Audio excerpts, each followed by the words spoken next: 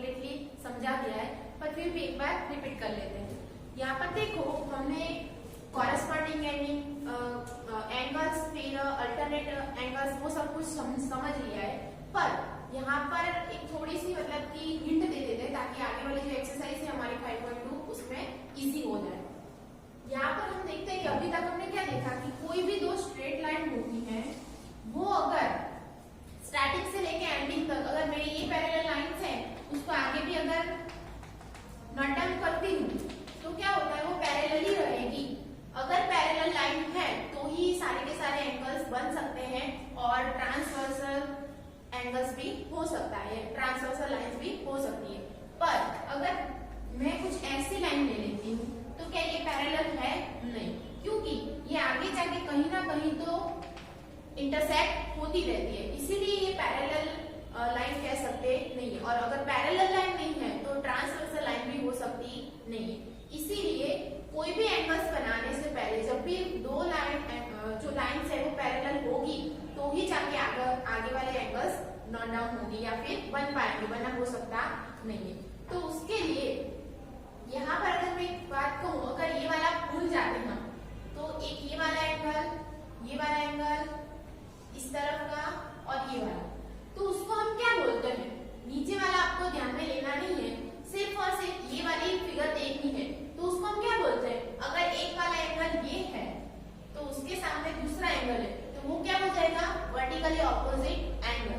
ये भी vertically opposite angle है और ये भी वर्टिकली ऑपोजिट एंगल है। उसी तरह से यहाँ पर भी जो दिया हुआ है वो भी क्या है? वर्टिकली ऑपोजिट एंगल्स ही होते हैं जो क्रॉस में होते हैं, मतलब उसके ऑपोजिट सामने। तो यहाँ पे हम लिखते हैं वर्टिकली ऑपोजिट एंगल। ओके, पर ये बात हमने पहले भी समझ ली थी कि जो भी वर्टिकली ऑपोजिट एंगल्स होते हैं वो ऑलवेज क्या होते हैं? इक्वल होते हैं। अगर ये 50 डिग्री का है तो उसके सामने जो ऑपोजिट है वो भी क्या होगा? 50 डिग्री का ही होगा। ये आपको कंपल्सरी अच्छे से याद रखना है कि vertically opposite angle always equal होते हैं। अब देखते हैं कॉरेस्पॉन्डिंग एंगल्स। तो कॉरेस्पॉन्डिंग एंगल्स के अंदर क्या होता है? किसको हम कॉरेस्पॉन्डिंग बोलते हैं? जो ये वाला L लेते हैं, ये M, और इसको B ले लेते हैं। तो L और M जो पैरेलल लाइंस है उसके ऊपर B ट्रांसवर्सल है, पर ये L लाइन के ऊपर का जो एंगल्स है वो ट्रांसवर्सल लाइंस के सामने, और M है उसके एग्जैक्टली उसी तरह से, मतलब ये वाला एंगल 1 हम दे देते हैं तो ये क्या हो गया? कॉरेस्पॉन्डिंग एंगल्स है। उसी तरह से ये वाला भी क्या होगा? कॉरेस्पॉन्डिंग एंगल होगा, जिसको 2 देते हैं। ये वाला भी क्या होगा? Corresponding angle. ये वाला भी कॉरेस्पॉन्डिंग एंगल। तो ये क्या होंगे? उसके सेम साइड होने चाहिए, मतलब ये L जो पैरेलल है उसके ऊपर का पार्ट, मतलब ऊपर का एंगल है वो एक कॉरेस्पॉन्ड है तो नीचे का M का ऊपर का लेंगे। अगर यहाँ का लेते हैं तो उसके नीचे का लेंगे, तो उसको क्या बोलते हैं? कॉरेस्पॉन्डिंग एंगल्स बोलते हैं।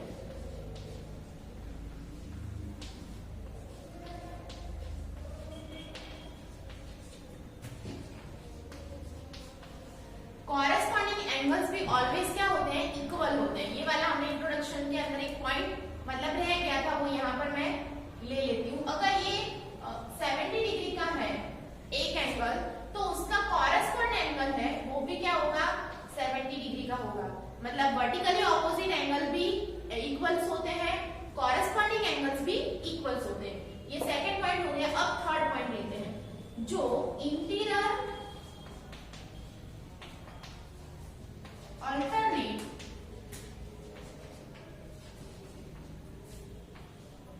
एंगल। इंटीरियर अल्टरनेट एंगल्स के अंदर क्या होता है? तो जो इंटीरियर मतलब कि ये जो अंदर का पार्ट है वो एंगल्स होंगे, और ये जो बाहर का नीचे और ऊपर ये एक्सटीरियर के अंदर आते हैं। पर हमें यहाँ पर ये वाला पॉइंट समझना है कि इंटीरियर अल्टरनेट एंगल्स कौन से होते हैं। तो उसके लिए मैंने इंट्रोडक्शन में समझाया था, या तो आप ये वाला साइन याद रखो या फिर क्रॉस याद रखो, ये दोनों ही इसके अंदर मतलब फॉर्मूला के अंदर अगर याद रखना है तो ये दोनों पॉइंट समझ लें। क्यों? क्योंकि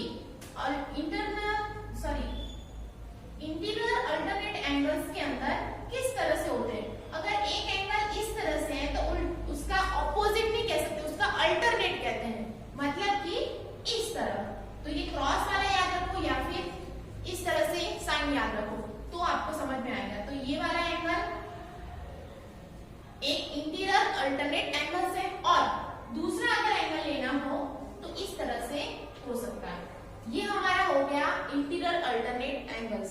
वो भी क्या होते हैं, अगर ये वाला एंगल 60 डिग्री का है तो उसका अल्टरनेट एंगल भी क्या होगा, 60 डिग्री का होगा। मतलब कि इंटीरियर अल्टरनेट एंगल्स भी ऑलवेज क्या होते हैं, इक्वल्स होते हैं। अब लास्ट वाला पॉइंट समझते हैं कि सेम साइड उसको बोलते हैं हम कि एंगल्स कोई भी होते हैं तो वो सेम साइड होने चाहिए और ट्रांसवर्सल और सप्लीमेंट्री एंगल फाइंड करते हो। अगर सेम साइड हमें एंगल्स लेने हैं तो अगर मैं ये वाला एंगल्स लेती हूँ तो दूसरा वाला एंगल्स भी क्या होगा, ये सेकेंड एंगल हमारा ये होता है तो उसका सेम साइड एंगल्स ये होगा। तो उसको हम क्या बोलते हैं, angle same side of the transversal angles supplementary angle, जो दोनों को मिला के 180 डिग्री फाइंड करता है। पर अभी तक हमने जितने भी एंगल्स देखे वो सारे एंगल्स के अंदर क्या होता था कि वो इक्वल होते थे। कॉरेस्पॉन्डिंग एंगल बोलो, इंटीरियर अल्टरनेट एंगल्स बोलो या फिर वर्टिकली ऑपोजिट एंगल, वो सारे के सारे एंगल्स उसके ऑपोजिट या फिर कॉरेस्पॉन्डिंग या फिर इंटीरियर वो इक्वल होते थे दो एंगल। पर यहाँ पर जो ये वाला एंगल्स है वो क्या होगा, सेम साइड होगा पर वो दोनों को मिला के 180 डिग्री फुलफिल होता है। मतलब कि वो सप्लीमेंट्री एंगल बनाता है, वो इक्वल हो सकता नहीं है। तो उसके लिए हम यहाँ पे लिखेंगे अल्टरनेट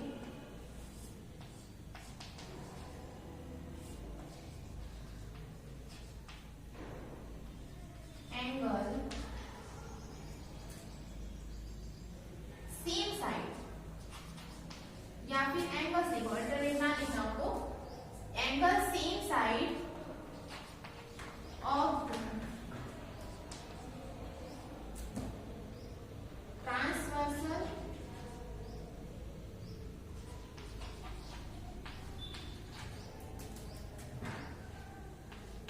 ऑफ दी सप्लीमेंट्री या फिर फॉर्म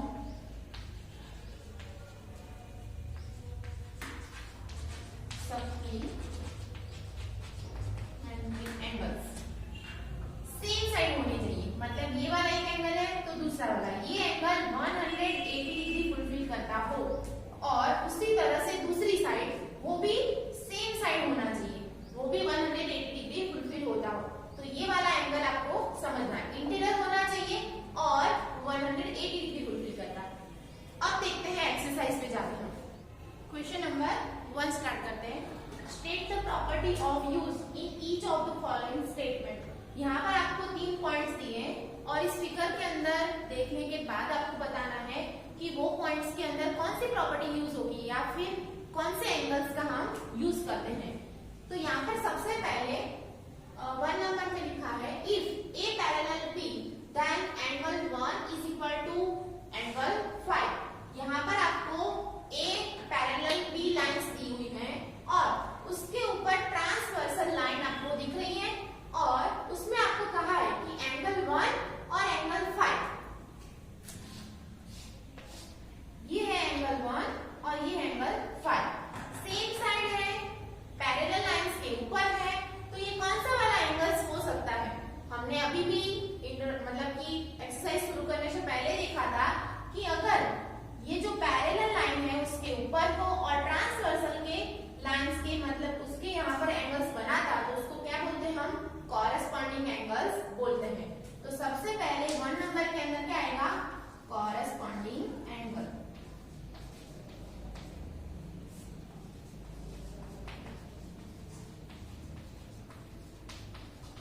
ये वाली कौन सी प्रॉपर्टीज है, कॉरेस्पॉन्डिंग एंगल्स। सेकेंड नंबर के अंदर देखते हैं if angle 4 is equal to angle 6 then A parallel B. अब यहाँ पर कहा है कि ए पैरेलल बी है उसके अंदर एंगल 4 और एंगल 6, हमारा एंगल 4 यहाँ पर है और एंगल 6 हमारा इस तरफ है।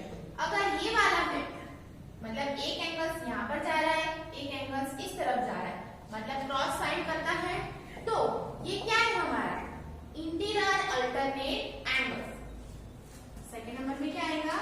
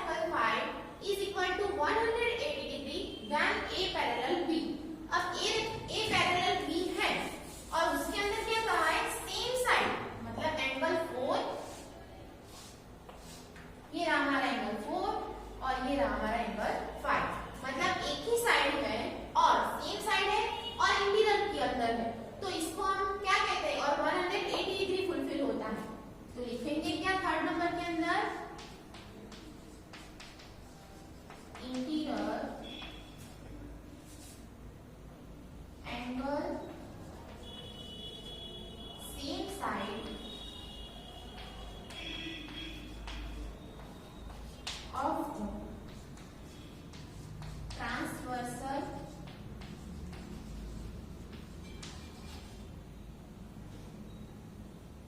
Form supplementary angle.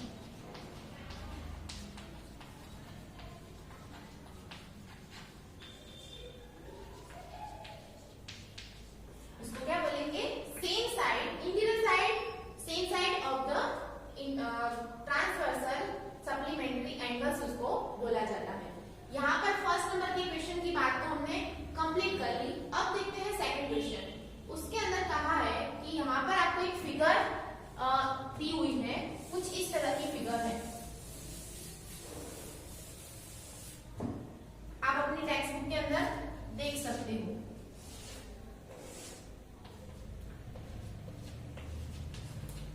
और उसके अंदर जैसे हर एक के अंदर एंगल्स होते हैं वैसे ही 1 2 3 4 5 6 7 और 8 ऐसी फिगर दी हुई है। उसके अंदर आपको एक एक पॉइंट्स दिया है। उस पॉइंट के अंदर आपको कौन से एंगल्स हो सकते हैं वो आइडेंटिफाई करने हैं। सबसे पहले है the patch of corresponding angle. अब यहाँ पर ये फिगर को देखने के बाद आपको बताना है कि कॉरेस्पॉन्डिंग एंगल्स कौन से हैं।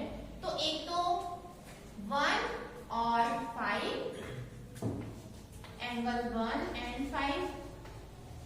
सेकेंड 2 और 6, एंगल 2 एंड एंगल 6। फिर 4 का कॉरेस्पॉन्डिंग है 8, एंगल 4 एंड एंगल 8। लास्ट वाला एंगल 3 कॉरेस्पॉन्ड एंगल 7। ओके, समझ में आ गया कि ये हमारे कॉरेस्पॉन्डिंग एंगल्स की पैच है। अब सेकंड में पूछा है the patch of alternate interior angles. अब अल्टरनेट इंटीरियर एंगल्स के अंदर हम नोट डाउन करते हैं ये वाली पर अल्टरनेट होना चाहिए। मतलब एक एंगल हमारा 4 है तो दूसरा क्या आएगा 6, एंगल 4 एंड एंगल 6। और दूसरा है 3 और 5, ये रहा 3 और एंगल 5।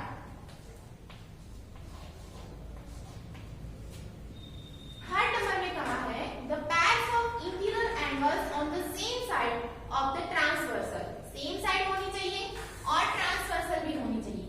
मतलब कि ये वाली फिगर के अंदर सेम साइड लेने जाए तो एक एंगल ये वाला होगा, मतलब 4 और 5, दूसरा 3 और 6, angle 4 and angle 5। Second angle 3 angle 6। ये हमारी हो गई interior angles on the same side of the transversal. Last वाला पॉइंट है the vertically opposite angle. Vertically opposite angle का मतलब क्या होता है? एक एंगल इस तरफ है तो दूसरा ये तरफ होगा, मतलब दोनों का हमें नोट डाउन करना है। उसके लिए देखते हैं एंगल 1 और 3, फिर आएगा 2 और 4, उसके बाद 5 और 7,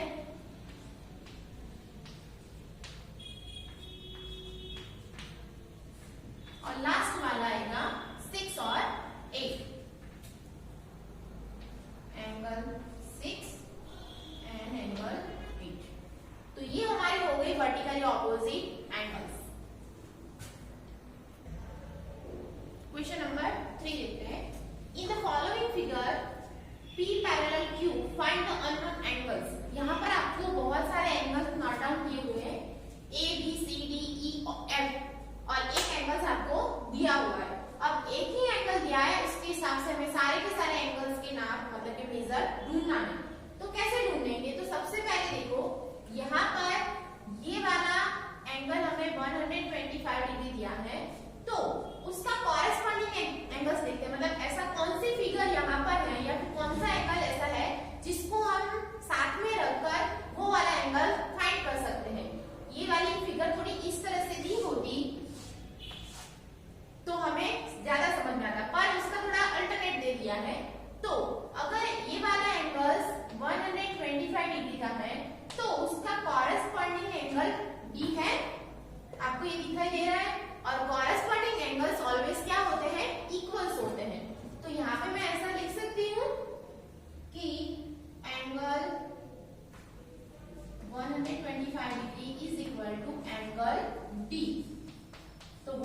जाएगा, यहाँ पे आपको मतलब ब्रैकेट के अंदर लिखना पड़ेगा कि कॉरस्पॉन्डिंग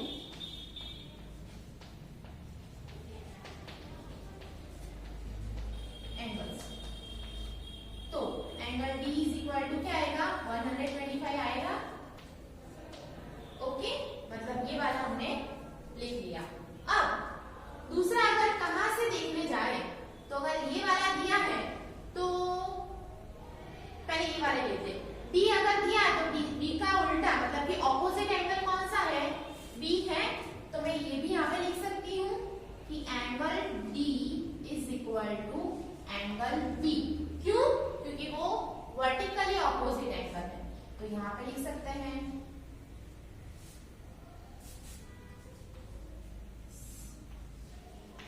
वर्टिकली ऑपोजिट एंगल।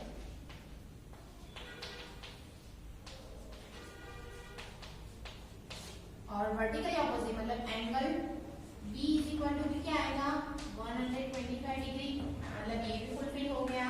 अब दूसरा देखते हैं कि कहां पर पॉसिबल है। तो ना ही अब इन दोनों का भी दे दिया है, ना ही इसका दिया। तो इसका अगर हम नाप लेके इसका मतलब सहारा लेके अगर बना सकते हैं, तो ये स्ट्रेट लाइन है और ये स्ट्रेट लाइन है और उसके ऊपर दो एंगल फाइंड होते हैं। मतलब दो एंगल बनाते हैं तो उसको क्या बोलते हैं हम, लीनियर पैर बोल सकते हैं। अगर एक स्ट्रेट लाइन है और दो एंगल्स मतलब बनाते हैं तो उसको क्या बोलते हैं, लीनियर पैर बोलते हैं। तो यहाँ पर 125 degree is equal to angle is equal to नहीं लिख सकते, पर angle E is equal to क्या लिखेंगे, लीनियर पैर।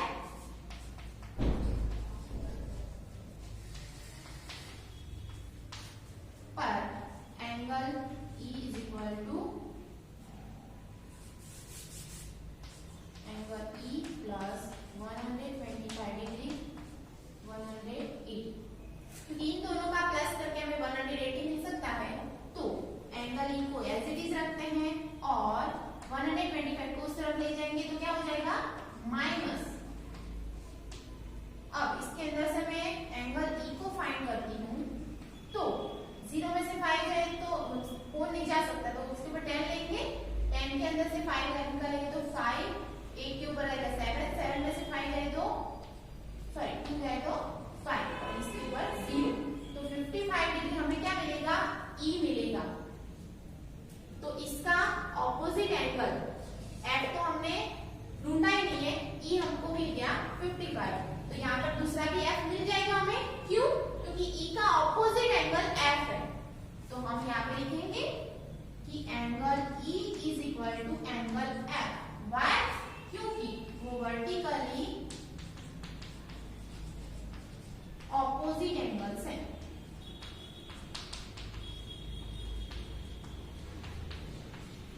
समझ में आया? E हमने लीनियर पैर से फाइंड किया है, तो E का ऑपोजिट क्या है, F है। तो वो हमें मिल जाएगा, क्योंकि अगर E जितना है उतना ही वर्टिकली ऑपोजिट इक्वल होगा। इसीलिए F इज इक्वल टू क्या होगा, 55। ओके, इतने तक कर लिया। अब E का सहारा लेके भी A हम फाइंड कर सकते हैं, या फिर F का सहारा लेके C फाइंड कर सकते हैं। वो अगर मैं आपको घर से दे दूं तो चलेगा, यहाँ पर मैं आपको समझा देती हूँ कैसे। तो देखो E है तो उसका कॉरस्पॉन्डिंग एंगल्स क्या होगा, A होगा। मतलब E हमारा 55 है तो A भी हमारा क्या होगा, 55। Why? वो हमारा क्या है, कॉरस्पॉन्डिंग एंगल्स है। समझ में आ रहा है मैं कह रही हूँ?